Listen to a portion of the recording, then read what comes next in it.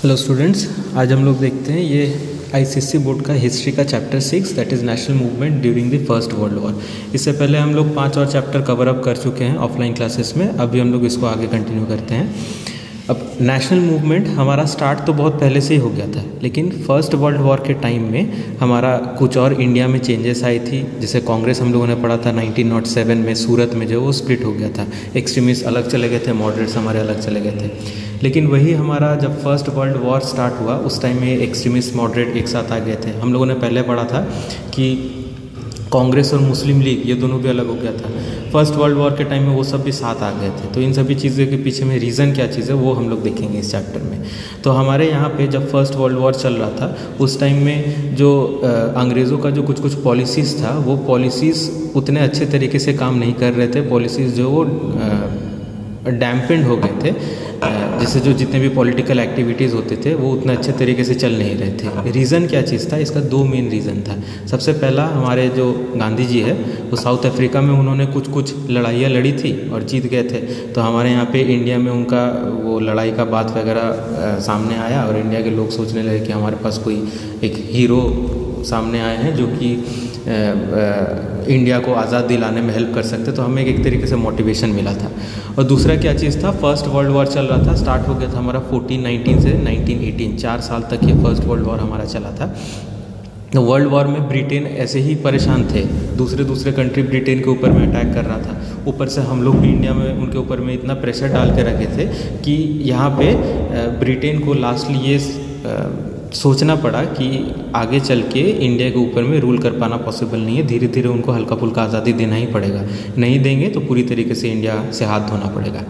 अब यहाँ पे हम लोग देखते हैं लखनऊ पैक्ट, जिसको हम लोग कांग्रेस लीग पैक्ट भी कहते हैं।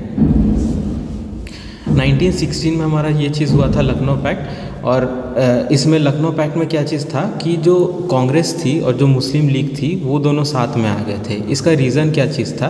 पहले जो मुस्लिम लीग थी उनका ऑब्जेक्टिव कुछ और था। पहले जो मुस्लिम लीग में जितने भी मुस्लिम्स लोग थे उनको एक, हम लोग ऑफलाइन क्लास में डिस्कस किए हैं कि उनको लॉलीपॉप दिया गया था कि तुम लोग को एक अलग से देश देंगे, वहाँ पे अपना अलग से रूल करना। तो पहले वाले जो मुस्लिम लीग के मेंबर्स थे उनको लगता था उनको अलग से कंट्री मिलेगा, आराम से रूल करेंगे वहाँ पे। लेकिन बाद में जो है उनको समझ में आने लग गया कि कुछ नया कंट्री वंट्री मिलने वाला नहीं है, ये बस हमें बेवकूफ़ बना रहे हैं ब्रिटिश लोग।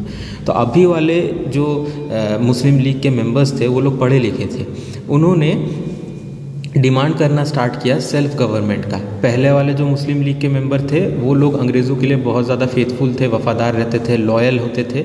रीज़न क्या चीज़ है? वही बात है, उनको लॉलीपॉप दे दिया गया था। लेकिन अभी वाले जो मुस्लिम लीग के जो नए मेंबर्स हैं, जो पढ़े लिखे मेंबर हैं, उनको समझ में आ गया था ये इतना लॉयल रह के कोई फ़ायदा है नहीं। नवाब वाजिद अली साहब भी बहुत लॉयल थे। लास्ट में उनको भी अपना टेरिटरी से जो है वो अवध से हाथ धोना पड़ा था। तो अभी वाले जो पढ़े लिखे मुस्लिम लोग थे मुस्लिम लीग के, उन्होंने डिमांड करना स्टार्ट किया सेल्फ गवर्नमेंट का, यानी कि कंट्री हमारा है तो रूल भी हमारा ही होना चाहिए। बाहर से कोई ब्रिटिश गवर्नमेंट आके हमारे ऊपर में रूल करेगी ये नहीं चलने देंगे। तो ऐसा मुस्लिम लीग का जो ऑब्जेक्टिव था वो धीरे धीरे चेंज होने लग गया था। अगला कुछ और इंटरनेशनल इवेंट्स भी होने लग गया था इंडिया में। इंटरनेशनल इवेंट में हमारा क्या चीज़ आता है? First world war. तो फर्स्ट वर्ल्ड वॉर स्टार्ट हम लोगों ने पहले ही देख लिया, 1914 से लेके 1918 तक 4 साल तक ये वर्ल्ड वॉर चला था। तो फर्स्ट वर्ल्ड वॉर में ब्रिटेन बहुत सारे कंट्री से लड़ाई लड़ रही थी, लेकिन एक कंट्री था टर्की। इसके साथ जब ब्रिटेन का लड़ाई छिड़ा तो इंडियन मुस्लिम ब्रिटेन के खिलाफ होने लग गए। रीज़न क्या है? टर्की में रहते थे खलीफ्स, इनको खलीफाज भी कहा जाता है। और ये खलीफा कौन होते हैं? ये मुस्लिमों के हेड होते हैं। प्रॉफेट मोहम्मद के डेथ के बाद यही लोग थे जो कि इस्लाम रिलीजन को आगे लेके गए थे। तो यहाँ पे इंडियन मुस्लिम जाहिर सी बात है टर्की का साथ देगा, क्योंकि वहाँ पे उनके रिलीजन के हेड रहते हैं। तो यहाँ पे टर्की का भी दुश्मन ब्रिटेन और हमारा भी दुश्मन ब्रिटेन। तो दुश्मन का दुश्मन दोस्त होता है। हम दोनों ने, इंडियन लोगों ने और टर्की वाले लोगों ने मिलकर ब्रिटेन के ऊपर ऐसा प्रेशर डाला कि ब्रिटेन इंडिया में जो है वो अच्छे तरीके से सर्वाइव नहीं कर पा रही थी। तो ये एक इंटरनेशनल इवेंट हो गया। अगला हम लोग कुछ और इवेंट अगर देखें, हम लोगों ने पहले पढ़ा था कि जो एक्सट्रीमिस्ट थे और जो मॉडरेट्स थे कांग्रेस के, एक्सट्रीमिस्ट कौन? और गर्म खून वाले, कुछ भी होता था मार धाड़ पे उतर आते थे। मॉडरेट्स कौन? हाथ जोड़ने वाले, जो कि 3 पीस पे काम करते हैं। ये चीज़ हम लोग डिस्कस किए थे क्लास में। 3 पीस का मतलब क्या होता है? प्रेयर, कुछ भी होगा हाथ जोड़ लेंगे, ए मालिक हमको आज़ादी दे दो। प्रेयर के बाद पिटीशन, अगर हाथ जोड़ के बात नहीं बनता है तो लंबा लंबा चिट्ठी लिखना स्टार्ट करते थे, और हमें पता उस चिट्ठी का अंग्रेज़ क्या करते थे, झालमुड़ी बना के खा लेते थे उसमें। और लास्ट वाला हमारा क्या चीज़ है, प्रेयर, पिटिशन और प्रोसेशन। चिट्ठी लिखने से भी काम नहीं बनता था तो हम लोगों ने क्या किया था, जुलूस निकालना स्टार्ट कर दिया था। तो वो जुलूस भी सक्सेसफुल होता नहीं था हमारा।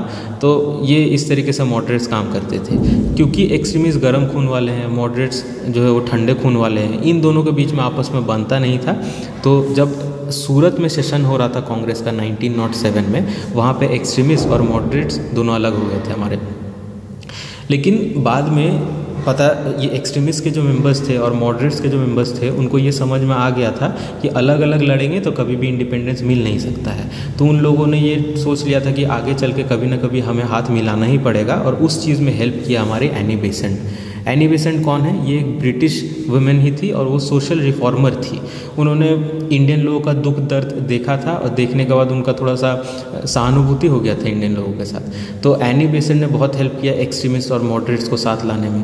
उनके साथ साथ जो बाल गंगाधर तिलक है, उनको 6 साल के लिए मांडले जेल भेज दिया गया था बर्मा में। वो जेल से छूट गए थे, और छूटने के बाद 1916 में फिर से उन्होंने कांग्रेस पार्टी ज्वाइन कर दिया थे। पहले भी कांग्रेस के ही मेंबर थे, लेकिन एक्सट्रीमिस्ट से गर्म खून वाले थे, तो ये कांग्रेस से अलग हो गए थे। और फिर बाद में इनका एक्सट्रीमिस्ट आइडियोलॉजीज़ की वजह से इनको ब्रिटिश गवर्नमेंट ने पकड़ के 6 साल के लिए मांडले जेल में भी भर दिया था।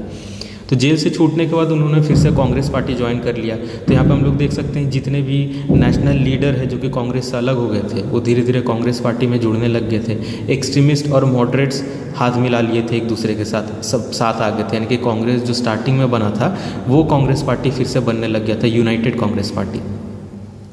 आगे हम लोग देखें तो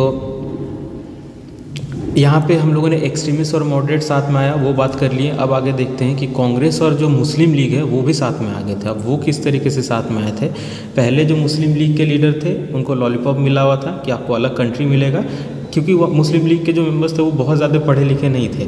अब बाद में, और उनके पास कोई ऐसा पॉपुलर लीडर भी नहीं था, जो जैसा बोलता था उसी तरीके से वो लोग चलने लगते थे। अब बाद में फ़िलहाल के टाइम में उनको एक बड़ा पॉपुलर लीडर मिला, लीडर थे मोहम्मद अली जिन्ना। मोहम्मद अली जिन्ना ये फादर ऑफ पाकिस्तान बुलाया जाता है। और आप लोग बताना फादर ऑफ इंडिया किसको बोलते हैं। अगर नहीं आपको पता है फादर ऑफ इंडिया, तो आप इस कंट्री के पास चले जाइए, है ना। चलो ठीक है, तो यहाँ पे हम लोग ये चीज़ देखते हैं, मोहम्मद अली जिन्ना फादर ऑफ पाकिस्तान है, और ये बड़े ही इन्फ्लुएंशियल लीडर थे, बड़े पावरफुल लीडर थे। इनके लीडरशिप में, वो बहुत पढ़े लिखे भी थे, तो इनको पता था अलग अलग लड़ेंगे इंडिपेंडेंस मिलेगा नहीं। तो इनके लीडरशिप में मोहम्मद अली जिन्ना, बाल गंगाधर तिलक, एनी बेसेंट सब साथ में आ गए। साथ में आके एक यूनिटी का जो प्रेशर है वो ब्रिटिश गवर्नमेंट के ऊपर में पड़ने लग गया। चलो आगे हम लोग देखें क्या सिग्निफिकेंस था हमारा 1916 में जो लखनऊ का सेशन हुआ था, उसका क्या सिग्निफिकेंस था। तो सिग्निफिकेंस यही चीज़ है कि दिसंबर 1916 में वो लखनऊ में हमारा कांग्रेस का सेशन हो रहा था, जिसमें कांग्रेस पार्टी और मुस्लिम लीग, जो कि पहले दोनों अलग हो चुकी थी, वो साथ में आ गई। और क्योंकि ये लखनऊ में हुआ था, ये दोनों जो साथ में आई लखनऊ में हुआ, इसलिए इसको लखनऊ पैक्ट कहते हैं। एक्सट्रीमिस्ट और मॉडरेट जब अलग हुए थे वो सूरत में हुआ था, इसीलिए उसको सूरत स्प्लिट कहा जाता है। अब यहाँ पे जब कांग्रेस और मुस्लिम लीग साथ में आई तो लखनऊ में हुआ, तो इसलिए इसको लखनऊ पैक्ट कहते हैं। अब कुछ और चीज़ अगर हम लोग देखें तो मेन फीचर्स क्या चीज़ था लखनऊ पैक्ट का, लखनऊ पैक्ट में क्या क्या लिखा हुआ था, हम लोग क्या चीज़ डिमांड कर रहे थे। तो डिमांड हम लोग ये चीज़ कर रहे थे कि जो प्रोविंशियल लेजिस्लेचर है उसमें 4/5 मेंबर इलेक्टेड होने चाहिए, यानी कि हम लोग वोट डाल के उनको चुनेंगे। 1/5 मेंबर जो वो नॉमिनेटेड होना चाहिए। और नंबर ऑफ़ मुस्लिम मेंबर्स वो डिपेंड करता था कि किस प्रोविंस में मुस्लिम्स का पॉपुलेशन कितना है, उसके बेसिस पे नंबर ऑफ़ मुस्लिम मेंबर्स जो वो प्रोविंशियल लेजिस्लेचर में चुने जाते थे। और नंबर ऑफ़ मुस्लिम मेंबर्स जो है वो ज़्यादा होने लग गया था हमारे दूसरे कम्युनिटी के मेंबर के, तो मुस्लिम मेंबर्स ज़्यादा थे प्रोविंशियल लेजिस्लेचर में। अगला हम लोग देखते हैं जो इम्पीरियल लेजिस्लेटिव काउंसिल था, यानी कि जो ब्रिटिश गवर्नमेंट जो काम करती थी वो इम्पीरियल लेजिस्लेटिव काउंसिल के अंदर में ही काम करती थी। उसमें टोटल 150 मेंबर्स थे, और इन 150 मेंबर्स में 4/5 जो थे वो इलेक्टेड थे, यानी कि हम लोग वोट डाल के उनको चुने थे। उन 4/5 में से भी 1/3 जो है वो मुस्लिम होने चाहिए, ऐसा लखनऊ पैक्ट में लिखा हुआ था। और 4/5 तो हो गया इलेक्टेड, बाकी का जो 1/5 है वो होने चाहिए नॉमिनेटेड, यानी कि उसको गवर्नमेंट खुद चुनेगी, हम लोग वोट डाल के उनको नहीं लाएंगे। इसका आगे हम लोग देखें कुछ जो इम्पीरियल लेजिस्लेटर था यानी कि लेजिस्लेटिव था, जो ब्रिटिश गवर्नमेंट है, उनके पावर्स के ऊपर में कुछ इम्पोजिशंस लाया गया था, यानी कि कुछ रुकावट दिया गया था। तो क्या क्या रुकावट था? डिफेंस, फॉरेन अफेयर्स, कहीं पे लड़ाई करवाना है, शांति करवाना है, ट्रीटी वगैरह पे साइन करवाना है, ये सारा इम्पीरियल लेजिस्लेचर के अंदर में पहले आता था। अब लखनऊ पैक्ट में ये लिखा हुआ था कि इनको इम्पीरियल लेजिस्लेचर के बाहर कर देना, यानी कि ब्रिटिश गवर्नमेंट का इनके ऊपर में कोई कंट्रोल नहीं रहेगा। जो गवर्नर जनरल थे इंडिया के पास, उनको वीटो पावर दिया गया था। वीटो का मतलब होता है नॉर्मल भाषा में नहीं। वीटो पावर अगर कोई यूज़ करता है, इसका मतलब कोई भी बिल अगर पास होने वाला है, गवर्नर जनरल वीटो पावर इस्तेमाल कर ले तो वो बिल पास नहीं होगा। तो ये चीज़ गवर्नर जनरल के पास वो पावर दे दिया गया था, एक एक्स्ट्रा पावर था, पहले ऐसा नहीं था। अगला, गवर्नर जनरल का कुछ एग्जीक्यूटिव काउंसिल भी थी। तो जो हमारे वाइसरॉय के जो एग्जीक्यूटिव काउंसिल है, उसमें हाफ मेंबर्स जो है वो इंडियन होने चाहिए, ऐसा लखनऊ पैक्ट में लिखा हुआ था। लखनऊ पैक्ट में ये भी लिखा हुआ था कि इंडिया के कुछ प्रोविंस को फ्रीडम दिया जाना चाहिए, यानी कि वो आज़ाद होने चाहिए अपना खुद का डिसीजन लेने के लिए।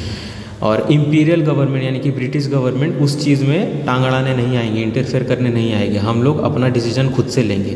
तो ये चीज़ हम लोगों ने डिमांड किया था लखनऊ पैक्ट में। आगे हमारे जो रिलीजियस इंटरेस्ट है उस चीज़ को सेफगार्ड करना, उसको बचाना है, ये भी लखनऊ पैक्ट में लिखा हुआ था।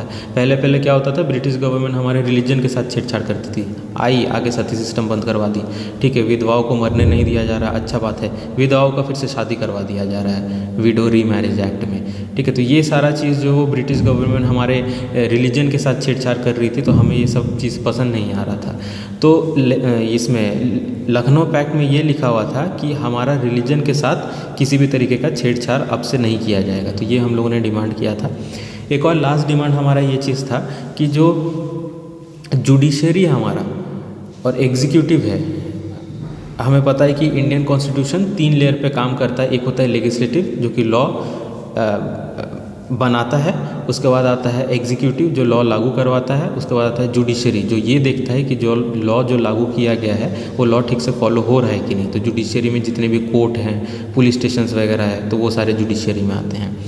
तो हम लोगों ने ये डिमांड किया था जुडिशरी का डिपार्टमेंट और एग्जीक्यूटिव का डिपार्टमेंट अलग होना चाहिए, यानी कि जुडिशरी के ऊपर में एग्जीक्यूटिव से कोई प्रेशर नहीं आना चाहिए, और एग्जीक्यूटिव यानी कि जो लॉ लागू करवा रहे हैं उनके ऊपर में जुडिशरी से कोई प्रेशर नहीं आना चाहिए। ऐसा नहीं कि कोई इंसान लॉ लागू करवाया, पुलिस स्टेशन से एक ऑफिसर आया, उसको बोला कि नहीं ये लॉ लागू नहीं हो सकता है, ऐसा नहीं होना चाहिए। ऐसा लखनऊ पैक्ट में हमारा लिखा हुआ था।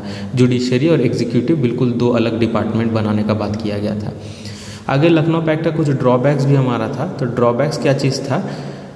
सेपरेट इलेक्टोरेट मुस्लिम्स को पहले दिया गया था, मुस्लिम मेंबर्स को, अभी भी लखनऊ पैक्ट में उसके साथ कोई छेड़छाड़ नहीं किया गया था, यानी कि मुस्लिम मेंबर को अभी भी सेपरेट इलेक्टोरेट मिला हुआ था, यानी कि उनको अलग से वोट डालने का परमिशन रहता था अपने कम्युनिटी के लोगों को। इसका मतलब मुस्लिम्स को एक तरीके से फेवर किया जा रहा था यहाँ पे। तो ये एक चीज़ सही नहीं था। इंडिया एक सेक्युलर कंट्री है, डेमोक्रेटिक कंट्री है, तो सभी रिलीजन साथ में मिलजुल कर रहेंगे, तो यहाँ पर ऐसा नहीं हो रहा था। अगला एक और ड्रॉबैक था लखनऊ पैक्ट में। लखनऊ पैक्ट के अंदर में जो भी डिसीजन लिया जाता था वो खाली टॉप लेवल के जो नेता वगैरह रहते थे वही डिसीजन लेते थे। जो नॉर्मल हिंदू और मुस्लिम पब्लिक है उनसे कोई कंसल्टेशन नहीं लिया जाता था। तो ये एक प्रॉब्लम हमारा हो रहा था। आगे हम लोग इम्पैक्ट देखते हैं लखनऊ पैक्ट लागू होने के बाद क्या क्या इम्पैक्ट हुआ। तो सबसे पहला और सबसे बेहतरीन इम्पैक्ट हुआ था हिंदू मुस्लिम यूनिटी। पहले हिंदू और मुस्लिम आपस में लड़ रहे थे, लेकिन उनको समझ में आ गया था कि आपस में लड़ेंगे तो कभी भी इंडिपेंडेंस मिलेगा नहीं, तो मुस्लिम लोग भी हिंदुओं के साथ मिल गए थे, तो हिंदू मुस्लिम यूनिटी हो गया। कांग्रेस और मुस्लिम लीग ये दोनों साथ में आ गई। एक्सट्रीमिस्ट और मॉडरेट, ये गर्म खून वाले और ठंडे खून वाले दोनों साथ में आ गए थे। सभी इतना ज़्यादा यूनिटी यहाँ पे इंडिया में बढ़ने लग गया था, और यूनिटी का प्रेशर जो है वो ब्रिटिश गवर्नमेंट के ऊपर धीरे धीरे पड़ने लगा था। ब्रिटिश गवर्नमेंट पहले से परेशान है वर्ल्ड वॉर 1 में, उनके ऊपर अटैक हुए जा रहा है, ऊपर से हम लोग यूनाइटेड होकर उनके ऊपर में और प्रेशर डाले जा रहे हैं। तो इतना प्रेशर वो झेल नहीं पा रहे थे, तो धीरे धीरे ब्रिटिश गवर्नमेंट ने क्या चीज़ किया था कि कुछ सेल्फ गवर्निंग इंस्टीट्यूशन जो है वो इंडिया में स्टार्ट करवा दिया था, यानी कि इंडिया के कुछ हिस्सा में हम लोग इंडिपेंडेंट थे अपना डिसीजन खुद लेने का। तो ये चीज़ हुआ था हमारा, ये इम्पैक्ट था लखनऊ पैक्ट का। आगे एक और चीज़ हम लोग देखते हैं home rule league. Home rule league में हमारा क्या चीज़ होता है,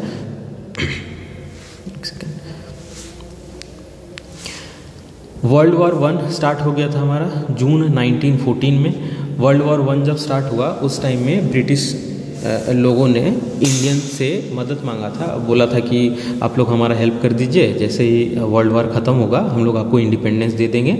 ये वर्ल्ड वॉर में हम लोग पार्टिसिपेट कर रहे हैं ताकि वर्ल्ड को, पूरी दुनिया को सेफ बना सके और डेमोक्रेसी लागू करवा सके, ठीक है। लेकिन असली में इनका मकसद ऐसा कुछ था नहीं। असली में ये लोग बस ये चाहते थे कि इंडियन लोग इनका हेल्प कर दे, एक बार लड़ाई जीते और जीतने के बाद ये इंडियन लोग को भुला दे। और ऐसा ही इन्होंने किया था। स्टार्टिंग में गांधी जी को उन्होंने अप्रोच किया, बोला कि आप इंडियन लोगों को बोलिए कि हमारा साथ देने, जैसे ही हमारा वर्ल्ड वॉर ख़त्म होगा हम लोग इंडिया को इंडिपेंडेंट घोषित कर देंगे। और गांधी जी भोले वाले इंसान, उन्होंने बोला कि हाँ चलो ठीक है, हमारे इंडियन सोल्जर भी पार्टिसिपेट करेंगे। इंडियन सोल्जर ने पार्टिसिपेट किया, वर्ल्ड वॉर वन ख़त्म हो गया। ख़त्म होने के बाद जब इंडियंस गए ब्रिटिश ऑफिसर्स के पास इंडिपेंडेंस मांगने के लिए, तो उस टाइम में ब्रिटिश ऑफिसर ने डायरेक्टली मना कर दिया। वो कैसा इंडिपेंडेंस, कौन सा इंडिपेंडेंस, मतलब हमारे सोल्जर के साथ जो मोए मोए हो गया था, मतलब हम लोग जो है वो जो सोच के हेल्प किया था उनका, तो वो हमें मिला नहीं, इंडिपेंडेंस मिला नहीं। चलो तो अगला हम लोग ये चीज़ देखते हैं। मिसेस एनी बेसेंट ने कांग्रेस ज्वाइन कर लिया था 1916 में। ये आयरिश रेवोल्यूशन से बड़ी इंस्पायर्ड थी एनी बेसेंट, तो वही रेवोल्यूशन को इंडिया में एनैक्ट करना चाह रही थी। तो 1916 में उन्होंने कांग्रेस ज्वाइन कर लिया था। कांग्रेस ज्वाइन करने के बाद उन्होंने एक्सट्रीमिस्ट और मॉडरेट्स को साथ लाने में उनका बहुत बड़ा कॉन्ट्रीब्यूशन है। कांग्रेस और मुस्लिम लीग तो साथ पहले ही आ चुके थे। एनी बेसेंट ने एक लीग स्टार्ट किया था जिसको होम रूल लीग कहा जाता है, यानी कि देश अगर हमारा है, यानी कि इंडियन का है, तो रूल भी इंडियन का ही होना चाहिए। तो एनी बेसेंट ने सितंबर 1916 में स्टार्ट किया मद्रास, जो कि फ़िलहाल चेन्नई के नाम से जाना जाता है। लेकिन ये होम रूल लीग उससे 5 महीने पहले बाल गंगाधर तिलक ने ऑलरेडी स्टार्ट कर रखा था। कहाँ पे? पुणे में। तो एनी बेसेंट ने जो होम रूल लीग स्टार्ट किया था वो जो है खाली इसी का एक और ब्रांच स्टार्ट किया था मद्रास में, चेन्नई में। चलो, होम रूल लीग का क्या ऑब्जेक्टिव था? पहला ऑब्जेक्टिव था सेल्फ गवर्नमेंट, हम लोग अपना डिसीजन खुद लेंगे, ये ऑब्जेक्टिव था। अगला, एनी बेसेंट और बाल गंगाधर तिलक जो भी प्रोटेस्ट का मोड यूज़ करते थे वो बड़ा ही कॉन्स्टिट्यूशनल रहता था, कभी भी हथियार नहीं उठाते थे, मारपीट का बात नहीं करते थे। तो कानून के दायरे में रह के जो है वो उस चीज़ को, होम रूल लीग को लागू करवाने का कोशिश कर रहे थे। क्योंकि एक बार कानून के दायरे से बाहर निकल के बाल गंगाधर तिलक ने कोशिश किया था तो 6 साल तक कहाँ चले गए थे? मांडले जेल, ठीक है, बर्मा में पड़ता है। बर्मा म्यांमार का नया नाम है, ठीक है। तो यहाँ पे उनको भेज दिया गया था। तो बाल गंगाधर तिलक को पता था कि ज़्यादा होशियारी करेंगे फिर से 6 साल के लिए जेल में भेज दिया जाएगा, तो इस बार उन्होंने कॉन्स्टिट्यूशन का रास्ता अपनाया। आगे हम लोग देखते हैं स्वदेशी मूवमेंट, यानी कि अपना सामान खुद बनाएंगे, वो फिर से रिवाइव किया गया। उस चीज़ को बीच में शांत हो गया था, लेकिन उस चीज़ को रिवाइव किया गया। इतना सारा बदलाव आ रहा था हमारे इंडियन एनवायरनमेंट में, इंडियन कॉन्स्टिट्यूशन में, जिसके वजह से कुछ प्रोविंसेस के जो गवर्नर थे वो बड़े नाखुश होने लगे थे। जैसे पंजाब के गवर्नर, वो उनको ये सारा चीज़ पसंद नहीं आ रहा था। और पंजाब के गवर्नर उस टाइम में जो वो ब्रिटिश ऑफिसर थे, उन्होंने बाल गंगाधर तिलक का पंजाब में एंट्री रुकवा दिया, बोला कि तुम पंजाब में घुस नहीं सकते। एनी बेसेंट को जेल में भर दिया गया। एनी बेसेंट के साथ उनके 2 और कलीग्स थे, बीपी वाडिया और उनके साथ जीएस अरुणडेल, इन दोनों को भी जेल में भरवा दिया। तो जेल में भरने के बाद लोग जो है बहुत भयंकर तरीके से प्रोटेस्ट करना उन्होंने स्टार्ट कर दिया। एनी बेसेंट एक तरीके से सबके लिए भगवान जैसे बन गई थी। अंग्रेज़ होने के बावजूद वो इंडियन का लड़ाई के लिए लड़ रही थी, तो एक तरीके से उनको लोग आइडलाइज करने लग गए थे। इतना प्रेशर ब्रिटिश गवर्नमेंट के ऊपर में पड़ने लग गया कि सितंबर 1917 में एनी बेसेंट को जेल से रिलीज़ करना पड़ा। अगर जेल में उनको कैद करके रखा जाता तो जो प्रोटेस्टर्स जो थे वो लोग हो सकता है कि जेल में घुस के तोड़फोड़ करते। तो प्रेशर की वजह से एनी बेसेंट को जेल से निकाल दिया गया। तो जेल से जैसे उनको निकाला गया, 1917 में कोलकाता में हमारा कांग्रेस का सेशन हो रहा था। तो एनी बेसेंट के पास अभी बहुत सारे फॉलोअर्स हो चुके थे, जिसकी वजह से एनी बेसेंट को उस कांग्रेस सेशन का प्रेसिडेंट चुन लिया गया था। 1917 में जो कोलकाता में सेशन हुआ था उसके प्रेसिडेंट एनी बेसेंट को चुना गया था। तो एनी बेसेंट जो है वो ब्रिटिश होने के बावजूद उनको जो है वो इंडियन नेशनल कांग्रेस में प्रेसिडेंट के रूप में चुना गया था। आगे हम लोग देखते हैं ऑगस्ट डिक्लेरेशन। इतना प्रेशर बन रहा था ब्रिटिश गवर्नमेंट के ऊपर में, जिसके वजह से 20 अगस्त 1917 में जो हमारे सेक्रेटरी ऑफ द स्टेट थे उस टाइम के मिस्टर मॉन्टेग, उन्होंने ये डिक्लेयर कर दिया था कि धीरे धीरे ब्रिटिश गवर्नमेंट जो है वो इंडिया को सेल्फ गवर्निंग स्टेटस दे देगी, यानी कि इंडिया में जो है वो इंडियन लोग ही अपना नियम कानून रूल्स रेगुलेशन खुद से बनाएंगे। तो ये डिक्लेयर कर दिया था मॉन्टेग ने, ठीक है। तो ये खाली मुंह से डिक्लेयर कर दिया गया था अगस्त के महीने में, इसलिए इसको अगस्त डिक्लेरेशन कहा जाता है। कहीं पे भी अभी भी लिखा पढ़ी हुआ नहीं था। लिखा पढ़ी होकर जब ये बिल पास हुआ, अगस्त डिक्लेरेशन में जो चीज़ कहा गया था उसी चीज़ को पेपर में लिखवा के साइन करवा के जब ये पास हुआ, उस चीज़ को हमारा कहा जाता है गवर्नमेंट ऑफ इंडिया एक्ट, जो कि आया था 1919 में। तो गवर्नमेंट ऑफ इंडिया एक्ट में एक्चुअली में जो पावर्स था वो धीरे धीरे इंडियन लोगों को ट्रांसफ़र कर दिया जा रहा था।